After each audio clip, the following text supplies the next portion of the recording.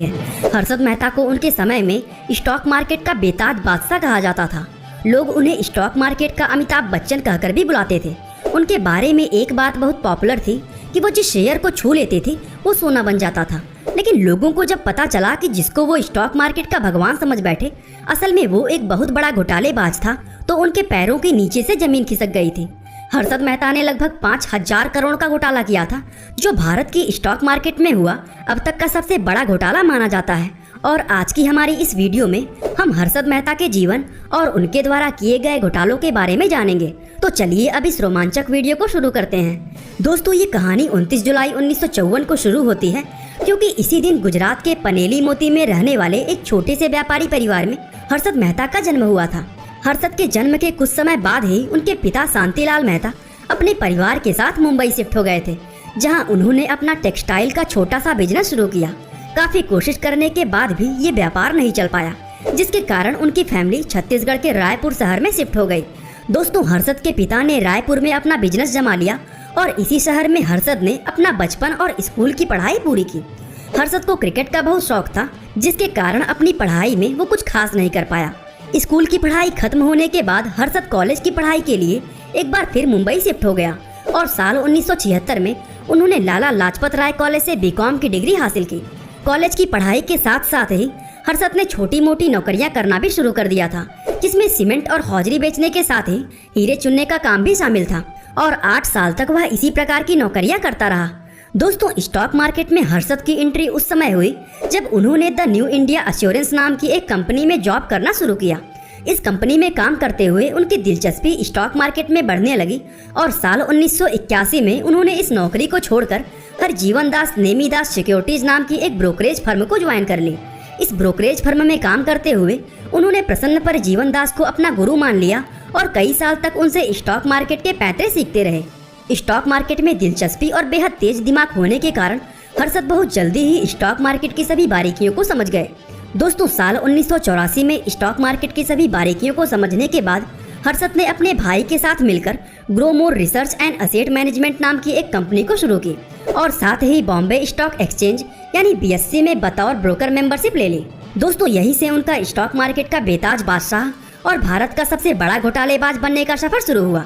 साल 1984 से 1990 तक मात्र 6 सालों में ही हर्षद की कंपनी स्टॉक मार्केट की सबसे बड़ी कंपनियों में शुमार की जाने लगी। अपनी इस जबरदस्त सफलता के लिए हर्षद उस समय हर अखबार और मैगजीन में छाए रहते थे। देश और दुनिया के बड़े बड़े लोग उनसे मिलने के लिए तरसते थे। उनके 1550 स्क्वायर फीट के सी फेसिंग पेंट हाउस और बेहद महंगी लग्जरी गाड़ियों ने उन्हें एक बड़ा सेलिब्रिटी बना दिया था। हर्षद जिस भी शेयर को छू लेते थे उसकी कीमत आसमान पर पहुंच जाती थी। उदाहरण के लिए अगर देखें तो हर्षद ने ACC कंपनी के शेयर की वैल्यू मात्र कुछ ही दिनों में 200 रुपए से सीधा 9,000 रुपए तक पहुंचा दी थी। इसी तरह हर्षद जिस भी कंपनी में पैसा लगाते थे उसके स्टॉक की कीमत ऊंचाइयों पर पहुंच जाती थी, जिससे उन्हें करोड़ों रुपए का मुनाफा होता था।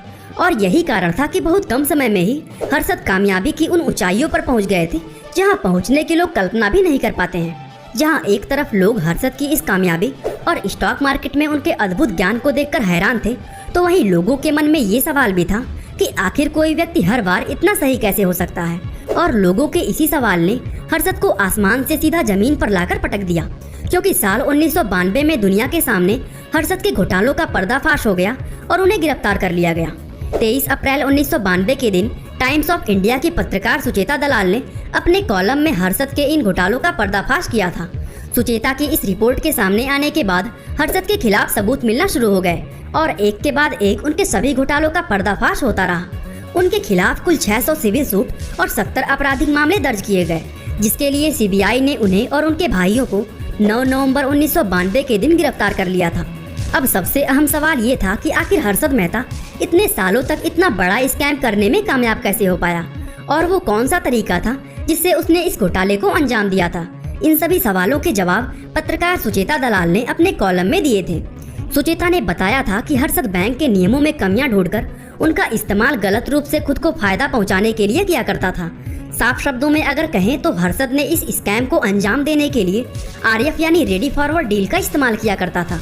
तो चलिए सबसे पहले आपको बताते हैं कि ये रेडी फॉरवर्ड डील होती क्या है। दोस्तों, हमारे देश की सरकार अपने कुछ प्रोजेक्ट्स और योजनाओं के खर्चे को कवर करने के लिए सिक्योरिटीज जारी करती है जिन्हें गवर्नमेंट सिक्योरिटीज कहा जाता है। ये गवर्नमेंट सिक्योरिटीज कई प्रकार की होती हैं। इसमें ट्रेजरी बिल्स, कैश मैनेजमेंट और गवर्नमेंट बॉन्ड शामिल होते हैं। इन सिक्योरिटीज के बदले में सरकार बैंक और इन्वेस्टर्स से एक तय समय के लिए पैसा लेती है और इन पैसों के बदले में सरकार सभी इन्वेस्टर्स को ब्याज देती है। उस समय सभी बैंकों और इन्वेस्टर्स को सरकार की इन सिक्योरिटीज में एक तय किया हुआ अमाउंट इन्वेस्ट करना अनिवार्य होता था। अब ऐसे में अगर किसी बैंक को पैसों की जरूरत पड़ती थी तो वह अपनी गवर्नमेंट सिक्योरिटीज किसी दूसरे बैंक में गिरवी रखकर कुछ समय के लिए एक लोन ले लेते थे और फिर कुछ दिनों बाद ब्याज सहित पूरा पैसा लौटाकर अपनी सिक्योरिटीज वापस ले लेते थे। इस तरह ये सिक्योरिटीज बैंकों के बीच एक दूसरे से लोन लेने का साधन मानी जाती थी और इसी को रेडी फॉरवर्ड डील कहा जाता था। इस डील में दोनों बैंकों के बीच कुछ लोग दलाली का काम किया करते थे।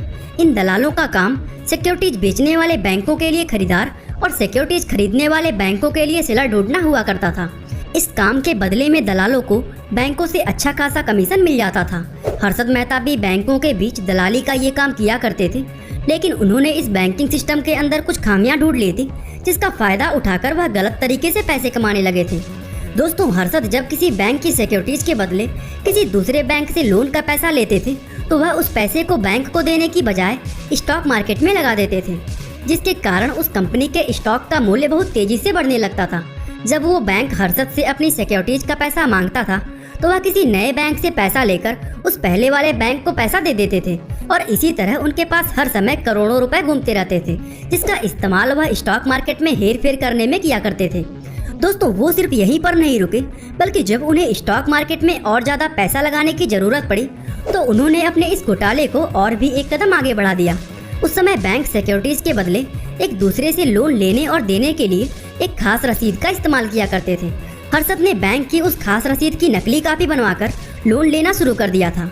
इसका मतलब यह था कि वह किसी भी बैंक से किसी भी दूसरे बैंक के नाम में करोड़ों रुपए का लोन ले सकता था और उस बैंक को इस बात की जरा भी खबर नहीं होती थी। जब लोन देने वाला बैंक हर्षद से अपना पैसा मांगता तो वो अपने शेयर मार्केट से हुए मुनाफे से उस बैंक का पैसा लौटा देता था और अपनी नकली बैंक रसीद वापस ले लेता था। दोस्तों, हर्षद का ये घोटाला कई साल तक ऐसे ही चलता रहा, लेकिन जब देश में मंदी का दौर आया तो स्टॉक मार्केट का प्राइस बहुत तेजी से नीचे गिरने लगा, जिसमें हर्षद को करोड़ों रुपए का नुकसान हुआ। इसी नुकसान के कारण वह बैंक से लिए लोन के पैसे भी वापस नहीं लौटा पाए और उसी समय सुचेता दलाल ने उनके इस घोटाले से पर्दा हटा दिया। इस घोटाले का पूरी तरह सामने आने के बाद पता चला कि ये लगभग 5,000 करोड़ का घोटाला था, जो उस समय के हिसाब से बहुत बड़ी रकम थी। और इस स्कैम के सामने आने के बाद स्टॉक मार्केट बुरी तरह क्रैश हो गई थी, जिसमें कई लोगों का करोड़ों रुपए नुकसान हो गया था। बताया जाता है कि बहुत से लोगों ने इस नुकसान के कारण सुसाइड भी किया था, जिसमें विजय बैंक के चेयरमैन भी शामिल थे। हालांकि हर्षद को गिरफ्तार करने के बाद उन पर बहुत से अलग अलग मुकदमे चलाए गए, लेकिन उनकी मौत होने तक उन्हें सिर्फ एक ही केस में दोषी पाया गया, जिसके लिए उन्हें 5 साल की सजा सुनाई गई थी। हर्षद को महाराष्ट्र की ठाणे जेल में कैद किया गया था, जहां 31 दिसंबर साल 2001 की रात को हर्षद को सीने में दर्द होने की समस्या हुई और रात के करीब 12:30 बजे 47 साल की उम्र में उनकी मृत्यु हो गई। दोस्तों, आज हर्षद द्वारा किए गए इस स्कैम को लगभग 30 साल बीत चुके हैं, लेकिन आज भी ये भारतीय स्टॉक मार्केट का सबसे बड़ा स्कैम माना जाता है। बाकी आज के लिए बस इतना ही। उम्मीद है आपको हमारी आज की यह वीडियो काफी पसंद आई होगी।